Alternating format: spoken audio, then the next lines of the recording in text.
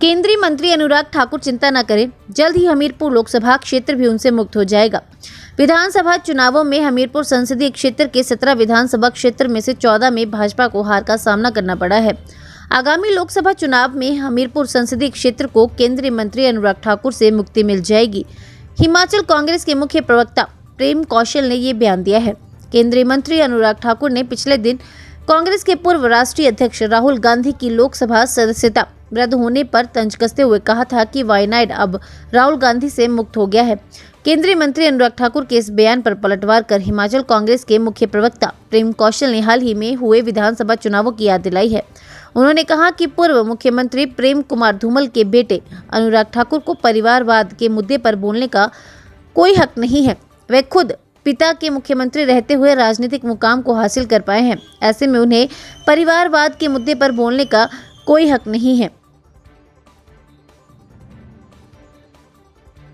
भारतवर्ष को दुनिया की सबसे बड़ी एक लोकतांत्रिक देश के तौर पे जाना जाता है और बड़े दुर्भाग्य की बात है कि जिसको पूरे विश्व में जिस देश को सबसे बड़ी बिगेस्ट डेमोक्रेसी के तौर पे जाना जाता है, उस देश के अंदर आज सत्ता से मतभेद रखने वाले जो लोग हैं, सत्तारूढ़ नेता जो हैं, उनके विचारों से, उनकी कार्यप्रणाली से, उनकी नीतियों से मतभेद रखने वाले जो लोग हैं, उनकी आवाज़ों को दबाने का काम हो रहा है, उनकी आवाज़ों को बंद करने का काम हो रहा है। ये बड़ा दुर्भाग्यपूर्ण है।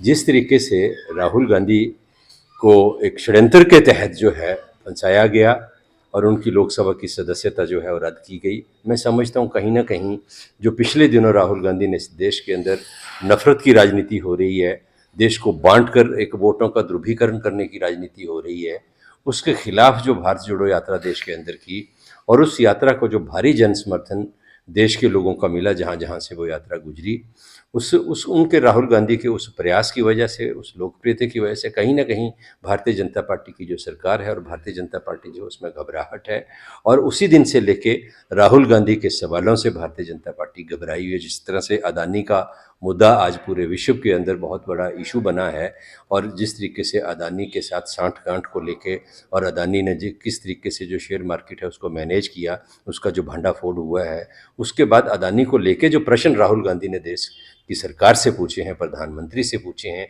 कहीं ना कहीं उनसे बचने के लिए उनका जवाब, क्योंकि सरकार के पास है नहीं, प्रधानमंत्री के पास है नहीं, तो संसद में राहुल गांधी को बोलने नहीं दिया जा रहा। और क्योंकि राहुल गांधी कह रहे हैं कि मैं सांसद हूं, संसद में जवाब दूंगा, इसलिए एक सोचे समझे षड्यंत्र के तहत उनकी संसद की सदस्य जो है उसको खत्म करने का काम जो है वो देश के अंदर हुआ है। ये देश की डेमोक्रेसी के लिए बहुत दुर्भाग्यपूर्ण है।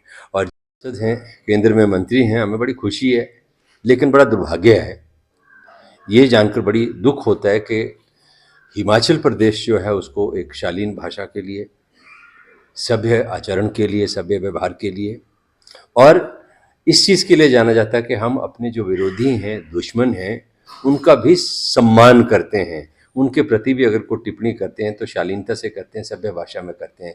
लेकिन अनुराग ठाकुर जी, मुझे लगता है क्योंकि इनकी शिक्षा दीक्षा यहाँ हुई नहीं है, दूसरे राज्य में हुई है, तो इनको हिमाचल की संस्कृति और हिमाचलियत के बारे में मैं समझता हूँ ज़्यादा कुछ इनका जो एक व्यक्तित्व है उसमें उसकी झलक देखने को मिलती नहीं है। जिस तरह की भाषा ये देश के नेताओं के प्रति इस्तेमाल करते हैं, विरोधियों के प्रति करते हैं, वो बहुत दुर्भाग्यपूर्ण है। और अगर प्रेम कुमार धूमल के पुत्र अनुराग ठाकुर नहीं होते तो आज जिस मुकाम पर अनुराग ठाकुर हैं पहुँचे नहीं होते, क्योंकि प्रेम कुमार धूमल हिमाचल प्रदेश के मुख्यमंत्री थे, पहले सांसद रह चुके थे, तो उनका जो राजनीतिक रुतबा है, राजनीतिक कद है, उस सीढ़ी का इस्तेमाल करके अनुराग ठाकुर आज उन्होंने जो मुकाम हासिल किया है उस पर पहुँचे हैं। इसलिए मैं कहना चाहता हूँ कि परिवारवाद के ऊपर, चाहे वो गांधी परिवार की बात हो, चाहे किसी और परिवार की बात हो, परिवारवाद की राजनीति के ऊपर टिप्पणी करने का कोई नैतिक अधिकार अनुराग ठाकुर को नहीं है। मैं उनसे यही कहना चाहता हूं कि वायनाड, अगर उनको लगता है कि राहुल गांधी मुक्त हुआ है, तो हमीरपुर का जो संसदीय क्षेत्र है, पिछले जो विधानसभा के चुनाव हुए हैं, उन चुनावों में 17 में से 14 सीटों के ऊपर भारतीय जनता पार्टी पराजित हुई है।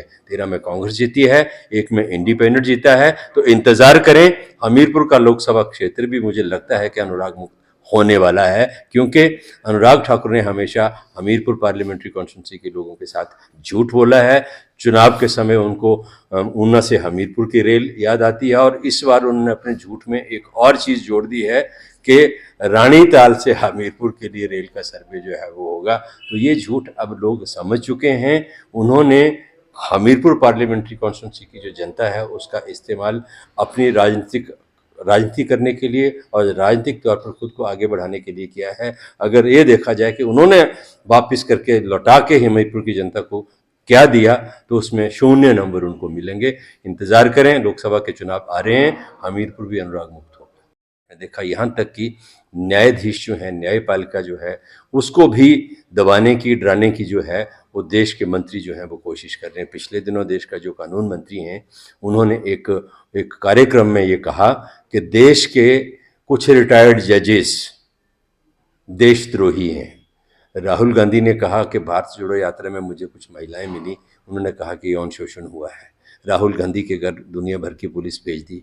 तो क्या मैं ये जानना चाहता हूँ कि जब देश के कानून मंत्री ये कह रहे हैं कि देश के कुछ रिटायर्ड जजेस जो हैं वो देशद्रोही हैं, तो क्या वही एक्शन जो है वो देश के कानून मंत्री के खिलाफ नहीं होना चाहिए? उनसे जाएं, पूछें, सबूत मांगें कि आपने किस आधार के ऊपर जो है वो रिटायर्ड जजेस को और न्यायपालिका के से जुड़े लोगों को जो है वो आपने देशद्रोही कहा है। क्या सबूत हैं आपके पास? क्या उनके खिलाफ कार्रवाई नहीं होनी चाहिए? तो एक डिस्पैरिटी, और हर तरह के जो इंस्टीट्यूशन देश के अंदर हैं, चाहे वो न्यायपालिका तक भी आज जो है ये सरकार और सरकार के लोग जो हैं वो पहुंच चुके हैं। बड़ा दुर्भाग्यपूर्ण है। ये मैं आप लोगों से कहना चाहता हूँ। हिमाचल प्लस न्यूज के लिए हमीरपुर से मोहनजीत की रिपोर्ट।